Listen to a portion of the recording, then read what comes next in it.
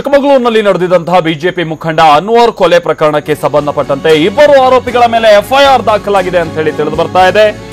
ಆಸಿಫ್ ಹಾಗೆ ಯೂಸುಫ್ ಹಾಜಿ ಇವರ ವಿರುದ್ಧ ಎಫ್ಐಆರ್ ದಾಖಲಾಗಿದೆ ಅಂತ ಹೇಳಿ ತಿಳಿದು ಬಂದಿದೆ.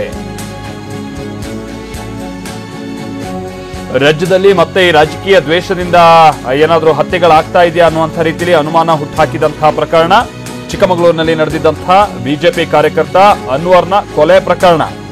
ಇಲ್ಲಿ ರಾಜಕೀಯ ದ್ವೇಷನೋ ಅಥವಾ ವೈಯಕ್ತಿಕ ದ್ವೇಷನೋ ಅನ್ನುವಂಥ ಚರ್ಚೆಯಲ್ಲಿರುವಂತಹ ಸಂದರ್ಭದಲ್ಲಿ ಯಾರು ಹತ್ಯೆ ಮಾಡಿದ್ದು ಅನ್ನುವಂಥದ್ದೇ ಇದ್ದಂತ ಗೊಂದಲವಾಗಿತ್ತು. ಇದೀಗ ಒಂದು ಹಂತದ ಮಟ್ಟಿಗೆ ಉತ್ತರ ಸಿಕ್ಕಿದೆ.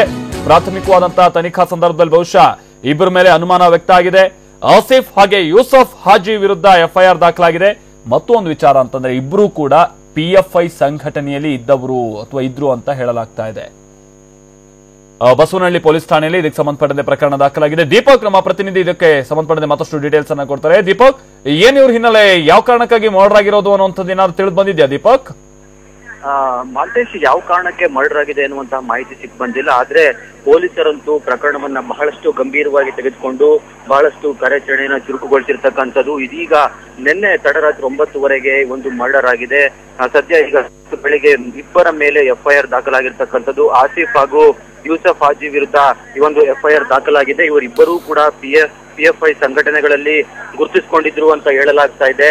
ಇಬ್ಬರನ್ನು ಕೂಡ ಈಗ ಪೊಲೀಸರು ಹುಡುಕುವಂತಹ ಪ್ರಯತ್ನವನ್ನ ಮಾಡ್ತಾ ಇದ್ದಾರೆ. ಸದ್ಯ ಈಗ ಬಸವನಹಳ್ಳಿ ಪೊಲೀಸ್ ಠಾಣೆಯಲ್ಲಿ ಒಂದು ಪ್ರಕರಣವನ್ನ ದಾಖಲಾಗಿದೆ. ನಿನ್ನೆ ಸಂಸದೆ ಶೋಭಾ ಕರಂದ್ಲಾಜೆ ಅವರು ಕೂಡ ಒಂದು ಟ್ವೀಟ್ ಮಾಡಿದ್ರು. ಅಷ್ಟೇ ಅಲ್ಲ, ಚಿಕ್ಕಮಗಳೂರು ಎಸ್ಪಿ ಅಣ್ಣಾಮಲೈ ಅವ್ರ ಜೊತೆ ಕೂಡ ಸಂಪರ್ಕ ಮಾಡಿ ಇದೊಂದು ಖಂಡಿಸಬೇಕಾಗಿರ್ತಕ್ಕಂಥ ವಿಚಾರ. ಅನ್ವರ್ಗೆ ಈ ಹಿಂದೆ ಕೂಡ ಸ್ಥಳೀಯ ಗೂಂಡಾಗಳಿಂದ ಕೊಲೆ ಬೆದರಿಕೆ ಇತ್ತು. ಈ ಬಗ್ಗೆ ನೀವು ಸರಿಯಾದ ಒಂದು ಭದ್ರತೆಯನ್ನು ಕೂಡ ಕೊಟ್ಟಿರಲಿಲ್ಲ. ಅಷ್ಟೇ ಅಲ್ಲ, ಈ ಸಂಬಂಧ ಈಗ ಸೂಕ್ತ ತನಿಖೆಯನ್ನು ನಡೆಸಿ ಆರೋಪಿಗಳನ್ನ ಬಂಧಿಸಬೇಕು ಅಂತ ಕೂಡ ಒಂದು ಒತ್ತಾಯವನ್ನು ಮಾಡಿದ್ರು. ಆದ್ರೆ ಇದನ್ನ ಗಂಭೀರವಾಗಿ ತೆಗೆದುಕೊಂಡಿರ್ತಕ್ಕಂತಹ ಚಿಕ್ಕಮಗಳೂರು ಪೊಲೀಸರು ಈಗ ಸದ್ಯ ಇಬ್ಬರನ್ನ ಬಂಧಿಸಿದ್ದಾರೆ. ಇನ್ನು ಪ್ರಕರಣವನ್ನ ನಾವು ನೋಡೋದಾದ್ರೆ ನಿನ್ನೆ ಸರಿಸುಮಾರು 9:15 ಸುಮಾರಿಗೆ ದುಷ್ಕರ್ಮಿಗಳು ಅನ್ವರ್ನ ಬರ್ಬರವಾಗಿ ಕೊಲೆ ಮಾಡಿದ್ರು. ನಗರದ ಗೌರಿ ಕಾಲುವೆ ಬಡಾವಣೆಯ ಗುಡ್ ಮಾರ್ನಿಂಗ್ ಶಾಪ್ ಹಿಂಭಾಗದಲ್ಲಿ ಅನ್ವರ್ನ ಹೊಟ್ಟೆಗೆ 5 ಬಾರಿ ಚಾಕುವಿಂದ ತಿವಿದು ಕೊಂದಿದ್ದಾರೆ. ಹೊಟ್ಟೆಯಲ್ಲಿರುವಂತಹ ಕರುಳು ಸಹ ಕಿತ್ತು ಬರುವಂತೆ ಅನ್ವರ್ನ ಹೊಟ್ಟೆಯನ್ನ ಸೀಳಿದ್ದಾರೆ. ಸದ್ಯ ಈಗ ಒಂದು ಅನ್ವರ್ ಸದ್ಯ ಈಗ ಶವಾಗಾರದಲ್ಲಿದೆ. ಇನ್ನೇನು ಕೆಲವೇ ಕ್ಷಣಗಳಲ್ಲಿ ಅವನ ಪಾರ್ಥಿವ ಶರೀರವನ್ನು ಕೂಡ ಅವ್ರ ಮನೆಯವರು ತಗೊಂಡು ಹೋಗ್ತಾ ಇದ್ದಾರೆ.